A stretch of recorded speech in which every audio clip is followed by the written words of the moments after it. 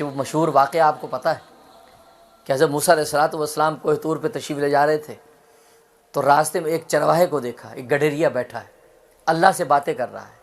اللہ میاں اگر تو میرے پاس ہوتا میں تیرے بالوں سے جوئیں نکالتا، میں تیرے سر میں کنگھی تیل لگاتا، میں تیرے سر میں کنگھی پھیرتا، میں تجھے نہلاتا دھلاتا۔ وہ اللہ سے باتیں کر رہا ہے، وہ خلوص سے سادہ لوحی کے ساتھ اللہ سے باتیں کر رہا ہے۔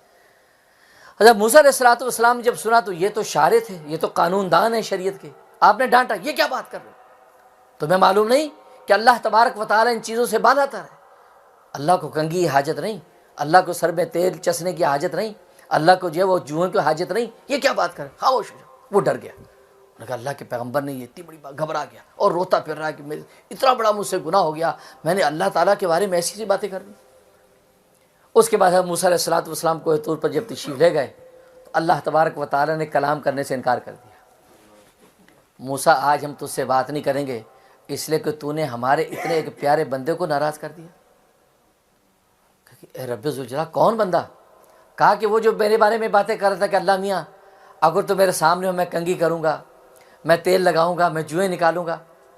حضرت موسیٰ علیہ السلام نے کہا رب ذوالجلال وہ تو آپ کے بارے میں ایسی بات کر رہا تھا اور وہ بات آپ کی شان سے کے بالکل خلاف، آپ ان چیزوں سے بہت بالا تر ہیں، اس لیے میں نے ڈانٹا۔ کہا کہ نہیں، وہ جس سادگی اور محبت سے مجھ سے باتیں کر رہا تھا اس کے دل میں میرا پیار ہی پیار تھا، باقی علمی سطح اس کی شعور کی جتنی تھی اس کے مطابق مجھ سے باتیں کر رہا تھا، مجھے بڑا پیارا لگ رہا تھا، تو نے اس کو منع کر دیا۔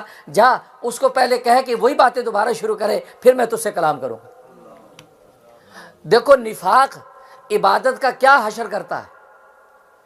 سرکار دو عالم صلی اللہ علیہ وسلم کے زمانے میں صف اول میں منافقین نماز پڑھتے تھے، پہلی صف میں کھڑے، سب چیزوں میں آگے بڑھ چڑھ کے عبادت کر رہے ہیں، لیکن اللہ تبارک و تعالیٰ فرما رہے کہ جہنم کے نیچوں نیچ گڑھے میں ہوں گے۔ اور یہاں یہ شخص اللہ کے بارے میں کیا نظریہ قائم کر رہا ہے؟ اللہ کے پیغمبر نے ڈانٹا تو اللہ تبارک و تعالیٰ اپنے پیغمبر سے ناراض ہو گیا کہ پہلے اس کو راضی کر پھر بات کروں۔ دیکھو یہ دل کی سادگی یہ اللہ تبارک و تعالیٰ کو کتنی محبوب ہے، اللہ تبارک و تعالیٰ کو کتنی جو ہے وہ محبوب ہے دل کی سادگی۔ اس لیے حضرت موسیٰ علیہ السلام نے اس کو تلاش کرنا شروع کر دیا، اس کو ڈھونڈ رہے ہیں۔ اب وہ آخر ایک جگہ ملا تو بیٹھا رو رہا تھا، غمزدہ۔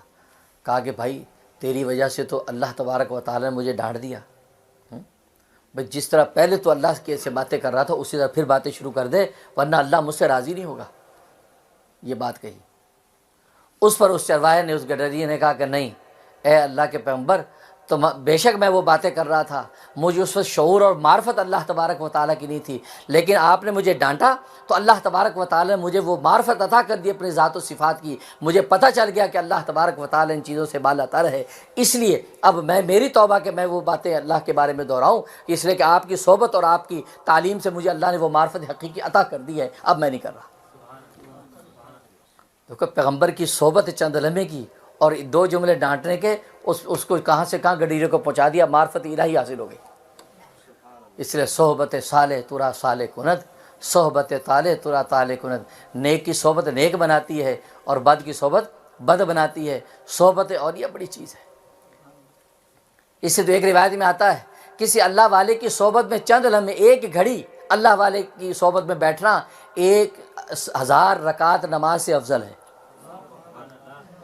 اس لیے کہ 1000 رکعت نماز پڑھنے کے بعد ہو سکتا ہے کہ آپ کے اندر کبر پیدا ہو جائے، آپ میں عجب پیدا ہو جائے، آپ میں بڑائی پیدا ہو جائے، اور ساری کی ساری وہ نماز جو آپ کو ہدایت کی منزلیں پار کروانے والی تھی وہ ساری کی ساری نماز آپ کی ہلاکت کا باعث بن جائے۔ اور کسی اللہ والے کی صحبت میں چند لمحے آپ نے بیٹھے، ایسا علم کا ایک نقطہ آپ نے حاصل کر لیا کہ جس سے آپ کو حقیقت کی نگاہ مل گئی، آپ کی کامیابی کا راستہ کھل گیا۔ اس لیے نیکوں کی صحبت نیک بناتی۔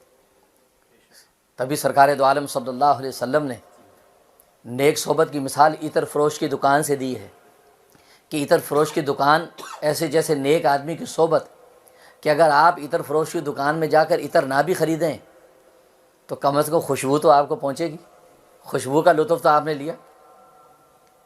اور بری صحبت کی مثال آپ نے جب وہ لوہار کی بھٹی کی لی ہے کہ لوہار کی بھٹی پہ آپ جائیں، بھلے آپ کو کچھ چنگاری نہ لگے، کوئی آگ کا جو ہے وہ شعلہ آپ کو نہ لگے، لیکن وہاں کی تپش اور گرمی تو آپ کو پہنچے گی۔ تو برے کی صحبت میں بیٹھنے سے برائی کسی نہ کسی درجے میں آپ کے اندر سرایت کرے گی، اور نیک کی صحبت میں بیٹھنے سے کسی نہ کسی درجے میں نیک کی وہ مہک اور خوشبو آپ کے اندر ضرور داخل ہوگی۔ آج نہیں کل نہیں، جب کثافت اترے گی تو وہ صحبت یاد آئے گی، وہ لمحے یاد آئیں گے کہ ہاں یار فلاں اللہ والے کے پاس جب ہم بیٹھے تھے تو اس وقت کیفیت کیا تھی، اس وقت حالت کیا تھی، کیا لطف تھا اس صحبت کا۔